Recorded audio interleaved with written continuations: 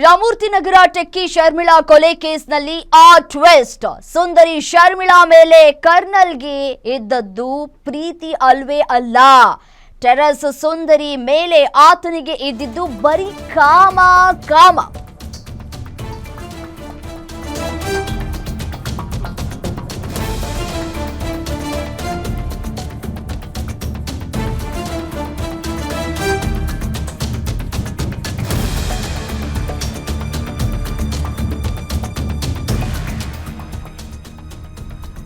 ನೋಡಿ, ಆಕೆಯನ್ನ ಅನುಭವಿಸಲೇಬೇಕು ಅಂತ plan ಮಾಡಿದ್ದಂತಹ kernel ಕುರೈ ಆಕೆಯ ಸೌಂದರ್ಯಕ್ಕೆ ಮಾರು ಹೋಗಿ ಅನುಭವಿಸೋದಕ್ಕೆ ನಿರ್ಧಾರವನ್ನ ಮಾಡಿದ್ನಂತೆ. ಆಕೆಯನ್ನ ವಿಕೃತಿಯಿಂದ ಅನುಭವಿಸೋ ಪ್ಲಾನ್ ಅನ್ನ ಮಾಡಿದ್ದಂತಹ ಕುರೈ ಕಾಮದಿಂದಲೇ ಆಕೆಯ ಮೇಲೆ ಅಟ್ಯಾಕ್ ಮಾಡಿದ್ದಂತಹ ಪಾಪಿ ಅತ್ಯಾಚಾರಕ್ಕೆ ಯತ್ನಿಸಿದಾಗ ಪ್ರತಿವಿರೋಧವನ್ನ ತೋರಿಸಿದ್ದಕ್ಕೆ ಆಕೆಯನ್ನ ಮರ್ಡರ್ ಮಾಡಿದ್ದಾರೆ. ಕೂಗಾಡ್ತಾಳೆ ಅಂತ ಹೇಳಿ ಕತ್ತನ್ನ ಹೆಸುಕಿ ಕೊಲೆ ಮಾಡಿದ್ದಾನೆ ಕರ್ನಲ್. ಕೈ ಹಿಡಿದು ಬೇಡ್ಕೊಂಡ್ರು ಬಿಡದೆ ಭಯಕ್ಕೆ ಕೊಲೆ ಮಾಡಿದ್ದಾನೆ. ಖಾಕಿ ತನಿಖೆ ಸಂದರ್ಭದಲ್ಲಿ ಆರೋಪಿ ಕರ್ನಲ್ ಬಾಯ್ ಬಿಟ್ಟಂತಹ ಸ್ಫೋಟಕ ಸತ್ಯ ಇದು. ಸದ್ಯ FSL ರಿಪೋರ್ಟ್ಗಾಗಿ ಕಾಯ್ತಾ ಇದ್ದಾರೆ ಪೊಲೀಸ್ನವರು. ಲವ್ ಮಾಡ್ತಾ ಇರ್ಲಿಲ್ಲ, ಯಾಕೆಂತಂದ್ರೆ ಆತನಿಗೆ ಇನ್ನೂ 18 ವರ್ಷ, ಆಕೆಗೆ 32ರಿಂದ 33 ವರ್ಷ. ಎಲ್ಲಿಂದ ಎಲ್ಲಿಗೆ ಸಂಬಂಧ, ಅಜಗಜಾಂತರ ವ್ಯತ್ಯಾಸ. ಮೊದಲಿಗೆ ಇದು ಕೊಲೆ ಅಲ್ಲ ಅಂತ ಹೇಳಲಾಗ್ತಾ ಇತ್ತು, ಬಟ್ ಆದ್ರೆ ತನಿಖೆಯ ಸಂದರ್ಭದಲ್ಲಿ ಕೊಲೆ ಆಗಿದೆ ಅನ್ನೋದು ಸಾಬೀತಾಗಿದೆ. ಏನು ಇದೇ ವಿಚಾರಕ್ಕೆ ಸಂಬಂಧಪಟ್ಟಂತೆ ಮತ್ತಷ್ಟು ಡೀಟೇಲ್ಸ್ ಕೊಡ್ತಾ ಹೋಗ್ತಾರೆ senior crime reporter Ajay Kumar ದೂರವಾಣಿ ಸಂಪರ್ಕದಲ್ಲಿದ್ದಾರೆ. ಅಜಯ್, ಟೆಕ್ಕಿ ಶರ್ಮಿಳಾ ಕೊಲೆ ಇದೀಗ ಟ್ವಿಸ್ಟ್ ಅನ್ನ ಪಡೆದುಕೊಂಡಿದೆ.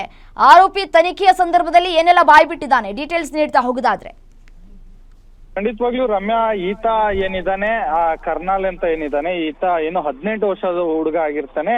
ಆದ್ರೆ ಅಲ್ಲಿದ್ದಂತ ಏನು ಶರ್ಮಿಳಾ ಏನಿರ್ತಾರೆ ಅವರು 34 ವರ್ಷದ ಮಹಿಳೆ ಆಗಿರ್ತಾರೆ. ಅಂದ್ರೆ ಅವರಿಗೆ ಮದ್ವೆ ಆಗ್ಲಿಲ್ಲ, ಅದನ್ನು ಕೂಡ ಈತ ಗಮನಿಸಿರ್ತಾನೆ. ಮತ್ತೆ ಅಲ್ಲಿ ಕೊಲೆ ಮಾಡುವಂತ ಸಂದರ್ಭದಲ್ಲಿ ಕೂಡ ಏನೋ ಈತ ಕತ್ತನ್ನ ಹಿಸ್ಕಿ ಆಮೇಲೆ ಆನಂತರ ಹಲ್ಲೆ ಕೂಡ ಮಾಡಿದ್ದಾನೆ. ಜೊತೆಗೆ ಆಕೆ ಸಾಕಷ್ಟು ಕೇಳ್ಕೊಂಡು ಮತ್ತೆ ಬೇಡ್ಕೊಂಡ್ರು ಕೂಡ ಈತ ಬಿಟ್ಟಿಲ್ಲ ಅನ್ನೋ ಮಾಹಿತಿಯನ್ನು ಕೂಡ ಈಗಾಗಲೇ ಪೊಲೀಸರ ತನಿಖೆ ವೇಳೆ ಕೂಡ ಈತ ಹೇಳಿರುವಂತದ್ದು. ಅಂದ್ರೆ ಕತ್ತನ್ನ ಹಿಸ್ಕಿ ಮತ್ತೆ ಕೂಗಾಡಿದ್ರು ಕೂಡ ಅವರ ಬಾಯನ್ನ ಮುಚ್ಚಿ ಆನಂತರ ಉಸಿರುಗಡಿಸಿ ಕೂಡ ಈತ ಕೊಲೆಯನ್ನ ಮಾಡಿದ್ದಾನೆ ಅನ್ನೋದು ಕೂಡ ಈಗಾಗಲೇ ಗೊತ್ತಾಗ್ತಾ ಇರುವಂತದ್ದು.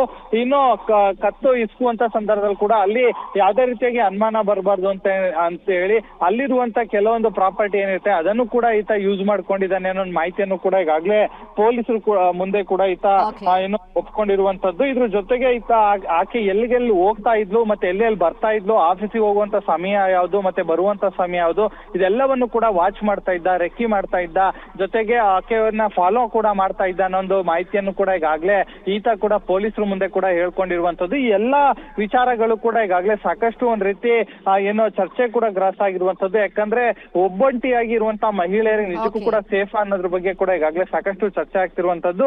ಈಗಾಗಲೇ ಆರೋಪಿ ಕೂಡ ಜೈಲಲ್ಲಿ ಕೂಡ ಇರುವಂತದ್ದು. ಸೊ ಹೀಗಾಗಿ ಇನ್ನಷ್ಟು ತನಿಖೆಯ ಅವಕಾಶ ಇದ್ರೆ ಮತ್ತೆ ಆತನನ್ನ ಬಾಡಿ ವಾರೆಂಟ್ ಮೇಲೆ ಕರ್ಕೊಬಂದು ಅನಂತರ ವಿಚಾರಣೆ ಮಾಡುವಂತ ಎಲ್ಲ ಸಾಧ್ಯತೆಗಳು ಕೂಡ ಹೆಚ್ಚಿದೆ ಅಂತಾನೆ ಹೇಳ್ಬೋದು ರಮ್ಯಾ. ರೈಟ್, ಥ್ಯಾಂಕ್ ಯು ತಮ್ಮ ಡೀಟೇಲ್ಸ್ಗೆ.